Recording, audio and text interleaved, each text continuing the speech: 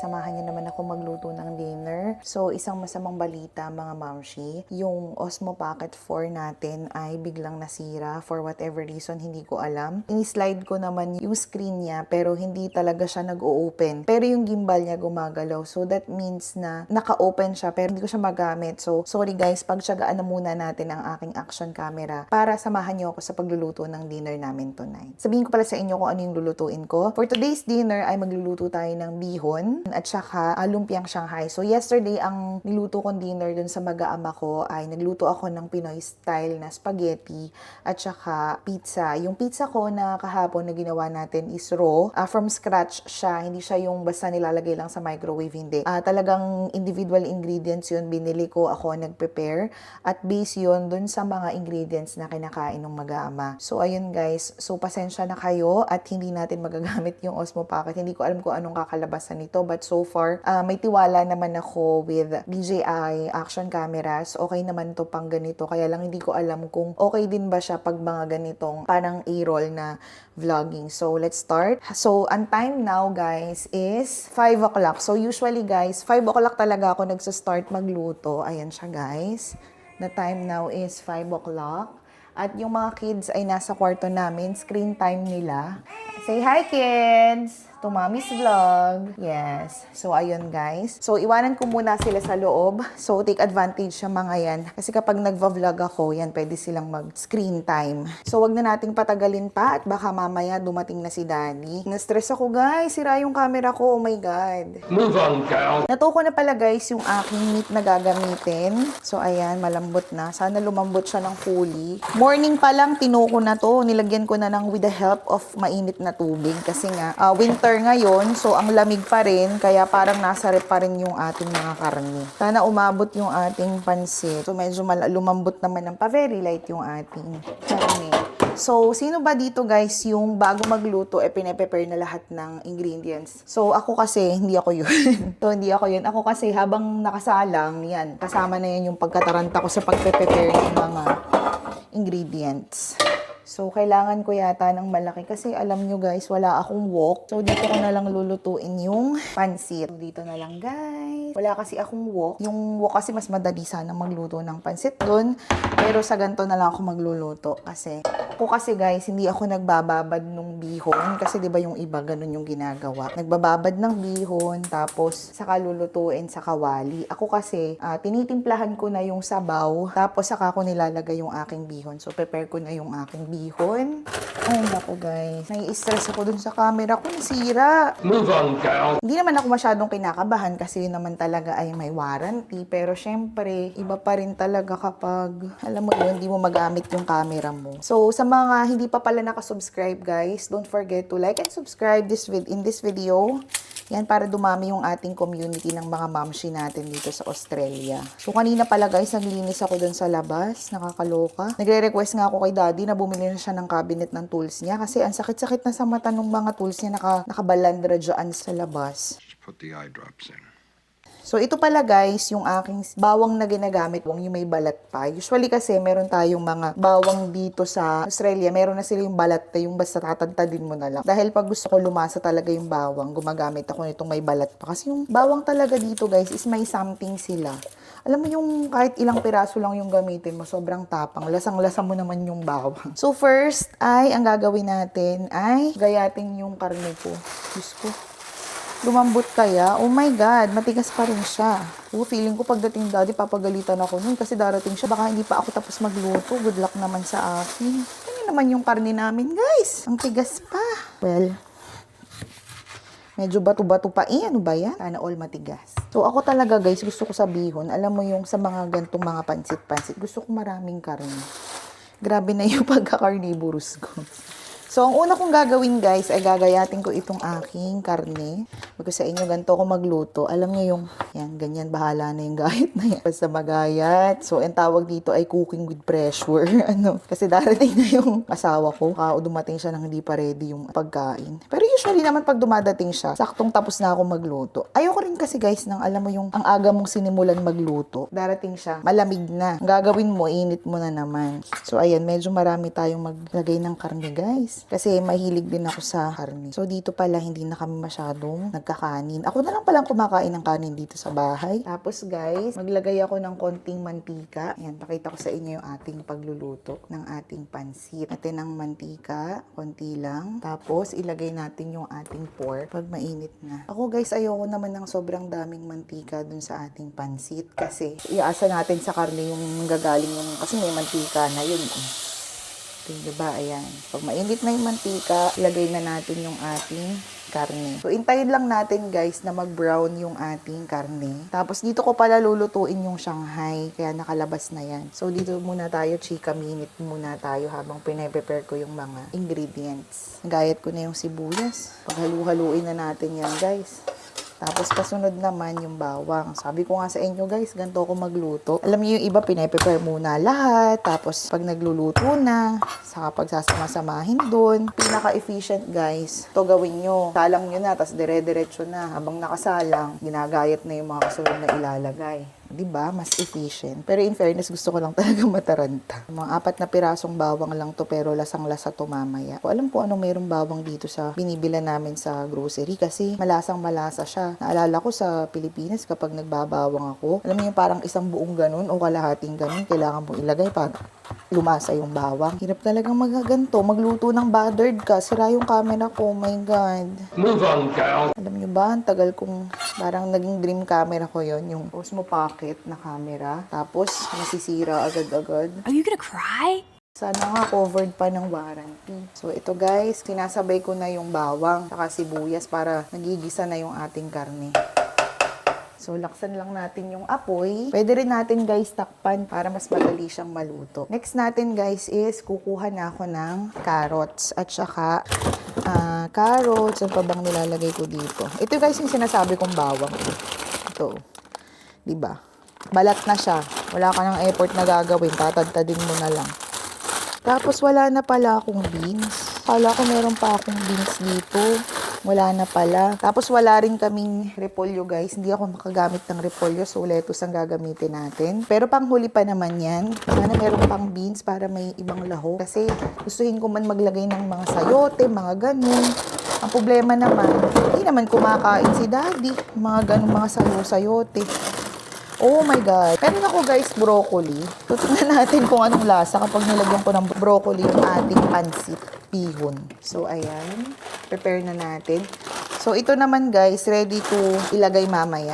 Kasi wash naman na siya. I-ready natin ang carrots habang natatarantang mag-brown yung ating karne. Quick and easy pansit bihon na walang lahok kundi karne. Magluluto kami kasamang pagkataranta. Kasi naman, si ate girl, di agad nagsimula magluto. Kasi guys, ako'y nabothered talaga at nasira yung aking camera. Kasi trinay ko na siyang i-on. Chinarge ko kasi muna para sabi ko, para swabe na pag film ko mamaya. Tapos naglaba din ako, nagsalang ako ng mga labahin sa washing machine. Naubos kasi talaga guys yung energy ko dun sa paglilinis dyan sa harap. Kasi nga, ang sakit-sakit na sa mata ng mga tulsi daddy, puro mga nakakalat to, diba? So ito, ngayatin natin yung ating carrots. So guys, gagawa na rin pala ako ng Shanghai habang niluluto natin yung ating bihon. Mabilis lang naman din yan maluto kasi malakas naman yung apoy.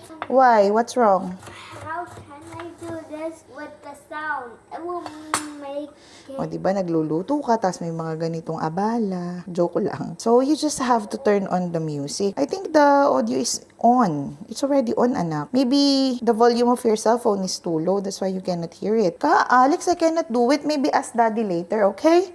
Mommy's still cooking. Kaya naman, guys. Kausapin ko yung mga anak ko. Nadugo ang ilong natin. So, ayan guys. Ito na yung ating karne. Hindi pa siya nag-brown. Medyo nagtutubig pa. So, ready na ang ating carrots. So, kukuha rin pala ulit ako ng carrots. Kasi sabi ko nga sa inyo, gagawa tayo ng lumpiang Shanghai.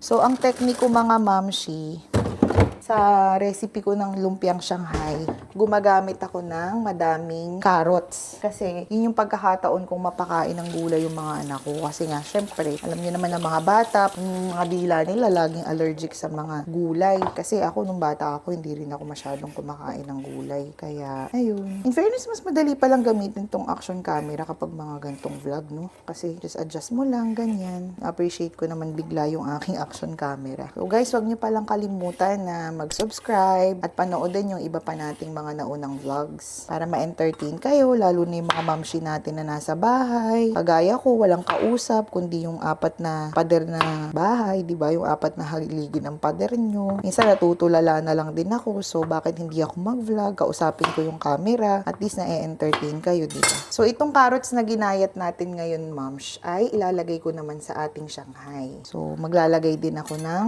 sibuyas bawang. Dapat mas matagal nakababad sana sa Shanghai yung mga kaya lang sa bawang yung ating giniling. Kaya lang kasi ang tigas pa. Galing freezer. Yung pagkalabas natin ng karne sa freezer, ang tagal din niyang mato. Pwede sana siyang i-microwave para mabilis mato. Pero umasa na lang ako. Nilagyan ko na lang ng, although naka-plastic naman kasi, so nilagyan ko na lang ng hot water. Tas para hinintay ko na lang mato. Kaya lang failed. Hindi siya masyadong nato kasi nga winter na ngayon. Malamig na. Kaya ayun mga mamsi. So kung mapapansin nyo, hindi masyadong maliit yung gayat natin ng carrots kasi gagamit tayo ng food processor. Nung nasa Pilipinas ako, tamad na tamad talaga akong maggawa nitong mga Shanghai kasi alam niyo yung napaka-effort na maggayat ng mga bawang. Pero dahil nga meron namang food processor, ito yung mga unang mga binili ni Daddy nung dumating kami dito. Kasama yun dun sa mga essentials nung dumating kami, mga kitchen tools niya. Yan, may mga ganyan, food processor. Tapos sibuyas pala, tsaka bawang. So, for the bawang, guys, ang gagamitin kong bawang ay itong ating bawang na peeled na. Ilalagay natin dito sa ating food processor. Ayan, madaming bawang. Maraming bawang, mas masarap. Ito yung mga mamshi. Tapos, sibuyas. Sibuyas din. Natin ng sibuyas yung ating Shanghai. Nakapaglagay na kasi ako kanina ng sibuyas. Dun sa pansit natin, kasama na nga nung ating karne. Hintayin na lang natin na maluto yung karne. Yan. So, bihon, tapos Shanghai, o, diba? Para kang umattend ng birthday. Bayan, naluluha ako sa sibuyas. Naluluha tayo, guys. Nakakaiyak naman yung ating sibuyas. Okay na yung ating karne, guys. Parang nasunog na nga yata. Pero hindi yan. Hinaan ko yung apoy. Tapos, pwede na tayong maglagay, guys, ng hot water. Tapos, lagyan na natin ng toyo. Ganon. Liquid seasoning. Paminta, asin. Madalian yung luto natin ng pansit. Tapos, dagdagan natin ng water. So, marami tayo guys ilalagay na water kasi nga, dyan natin papalambutin yung ating bihon. Ito guys, technique na to ay natutunan ko lang baga doon. Ating kasambahay ng aking mother-in-law. Yan, lagyan natin ng medyo maraming tubig. Tapos, pag nalagyan na natin yan, dagdagan natin ng paminta. Tapos, naglalagay din pala ako guys dito ng konting chicken powder lang naman. Alam niyo na, pampadagdag lasa. Para talagang alam niyo yung lasang-lasa talaga yung pagka-Asian. Chicken powder and hayaan natin siyang mag-boil. Pag nag-boil na siya, pwede na tikman na natin. Tapos pwede na natin ilagay yung bihon. Tapos panghuli natin yung ating gulay. So ganun lang. Dito naman sa kabila, yung ginagawa ko na Shanghai. Sana talaga umabot. Pala agad na labas. So ito pala guys, yung ginagamit ko dito na pambalot ng Shanghai. Ganito na lang siya kalaki. Tapos mamaya papakita ko sa inyo yung technique na ginagawa natin para maganda yung pagkakabalot ng ating Shanghai. So guys, ayan. Mix na natin yung ilalagay natin sa ating Shanghai. So ang ginagawa ko dito guys, nilalagyan ko siya ng konting oil. So extra virgin na oil. Ayan, nilalagyan ko na para mix-mix na siya dyan. Para mas madali siyang mamix dun sa ating Shanghai. Ganun lang kadali. Meron na kayong pang Shanghai. Diba kasing dami yung karne yung ating gulay. Yan lang naman guys. Ang technique lang naman kasi guys para sumarap yung Shanghai na ginagawa ko. Nilalagyan ko lang din siya ng liquid seasoning. Mas masarap nito guys kapag meron tayong ilalagay na parsley. May tanim kasi kami na ganun sa labas. So, ilagay na natin yung ating giniling na karne. Mas marami pa yung mga panglagay kaysa dun sa ating karne. Kasi ang goal ko talaga is mapakain ko ng carrot, ng gulay yung mag-aama. Kasi si Daddy ayaw niya rin yung carrot. Kulang nga nakakain ng carrots dito sa bahay na to. So medyo umaamoy na yung ating sabaw ng pansit, yung ating broth na ginawa. So yung pala yung ginagawa ko guys, yung pag nagpapalambot ako ng karne, di ba yung iba ang ginagawa? Nilalagyan ng tubig, tapos pinapakulo para lumambot. Ako ang ginagawa ko, since yung tubig, yung karne kasi, kapag hilaw pa, mayroon na talaga siyang water. Sa mismong karne may tubig na yon. So kapag nilagay mo yun sa pan na may mantika, masasangkot siya yun, tapos mag-e-evaporate yung tubig. Tutikman natin. Pag kumulo na to, that's the time na pwede na natin ilagay yung ating bihon. Maraming tubig kasi nga gusto natin lutong-luto yung ating bihon. So, titikman ko kung kumusta naman yung lasa ng sabaw. Sarap na. Tapos maglalagay ako ng konting sugar. Pero konting-konti lang naman. Parang cooking wars dito sa ating pagluluto kasi nagmamadali. Kasalanan ko talaga kasi hindi agad ako nag-start magluto kanina. Kumukulo na. Tikman ulit natin. So ito guys, dapat hindi masyadong maalat yung timpla nyo. Kasi pag yan naman ay naluto, aalat pa yan. Sakto na. Aalat pa yan mamaya. Dagdagan natin ng konti pang sugar. Kasi ako talaga guys, gusto talaga sa yung medyo manamis-namis ba. Yan. Tapos paminta. Dagdagan natin ng paminta. Okay na sa inyo yung lasa. Pwede na natin siyang ilagay yung ating bihon. Ayan, may balat pa ng sibuyas. So nalagay ko na yung giniling. Nakulo na rin to. Tikman natin. Konting liquid seasoning pa. So ito po ay madali ang luto lang ha, mga mamshi ko. Usually pag kalmado naman akong magluto, so mas maganda yung presentation natin. Pero ngayon kasi, na-pressure na ako kasi nga, na-stress akong ayusin sana yung ating camera. So, since okay na sa akin yan, lalagay ko na yung ating bihon. Para dyan na siya lalambot, diba? Ayan. So, dito, sa kabila naman, tapusin na natin yung ating Shanghai. Siyempre, liquid seasoning pa rin. Diba? Gamit na gamit ang liquid seasoning. Sabi naman nila, diba? May napanood ako na parang vlog na lahat ay napapasarap ng liquid seasoning. Kaya guys, hindi na ako nagmamagic sarap Kasi nga, malasa naman na siya. Pero nasa Pilipinas ako, guilty as charged. Lagi talaga akong may mga ganong magic sarap na pabitchin sa kapag nagluluto. So, dito natuto ko na hindi pala, kahit pala wala, parang pwede pa rin siyang maging masarap, ganun. Natural ingredients lang, ganyan. So, ayan guys, kita nyo yung ating pansit, nagsasubmerge na siya dun sa tubig natin. So, pag ganyan, huwag pa kayo masyadong mataranta kasi sisip-sipin ng bihon yung ating tubig. Tapos, hayaan lang natin siyang kumulo. Maluluto na yan siya, diba? Tapos, ngayon, focus naman tayo ay dun sa ating lumpia. Nalagyan ko na ng paminta, konting asin, tapos, saka ko nalalagyan ng itlog. So, yung itlog natin, para lang mag-combine yung mga ingredients. So, dati kasi naglalagay ako ng harina sa ganto. Kaya lang, ito si daddy, ayaw niya nang lagyan ko dahil nga daw, naglalasan tinapay yung ating Shanghai. Kaya hindi ko na nalalagyan. So, pagkatapos niyan, durugin lang natin tong dilaw ng itlog. Tapos, lamas-lamasin lang natin. Ganyan. Yan.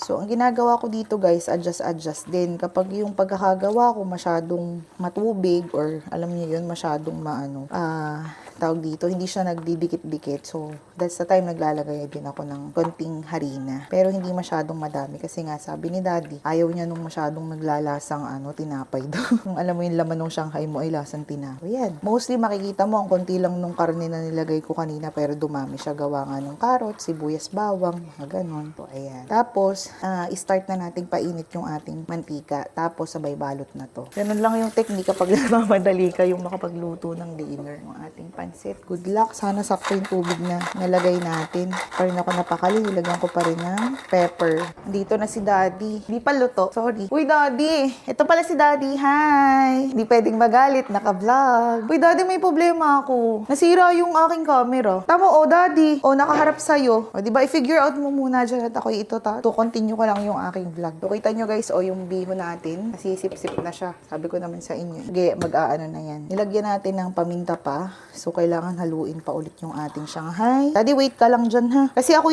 dapat ay magsisimula ng mag-start ng luto kanina. Tapos mag-start na ako ng vlog. Kaya lang, ang nangyari naman, natoxic ako at yan ng camera ko biglang nasira. Tingnan mo nga, kasi kanina talaga, blackout siya. Inan ko ay talagang blackout. Kaya ako stress na stress.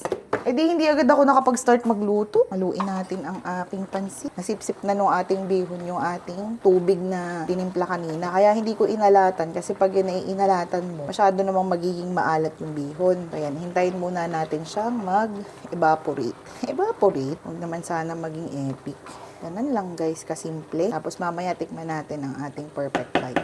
Tapos, dito sa kabila, start naman natin buhayin yung apoy para naman sa Shanghai. So, nabuhay ko na. So, ito na naman. Lamas na naman ako. Dinagdagan ko na naman ng pampalasa yung ating lumpiang Shanghai. So, hayaan ko na muna siyang i-figure out kung magagawa pa yung ano. Pero ako naman ay hindi masyadong nag-aalala kasi nga, may warranty naman yun. Dati ilang months na ba yun sa atin? May 3 months na ba? 6 months ba yun? Kasi, may 6 months na. Kasi alam ko, parang pag ganyan, pag sa JB Hi-Fi, parang papalitan yata nila kapag pasok pa sa 6 months yata ba o 3 months. So, malalaman mamaya, i-check ko. Wala na palang beans. Sayang, daddy. Wala nang beans. Kaya, so, since naka-on na yung ating Shanghai, pwede na nating ilagay ang ating cooking oil. Tapos, magbabalot ako ng Shanghai. Yung ating dinner ay parang pang may birthday yan. Daddy, nakita mo yung ginawa ko dun sa labas? Anong masasabi mo naman? Okay? So, iga na po yung ating pansit.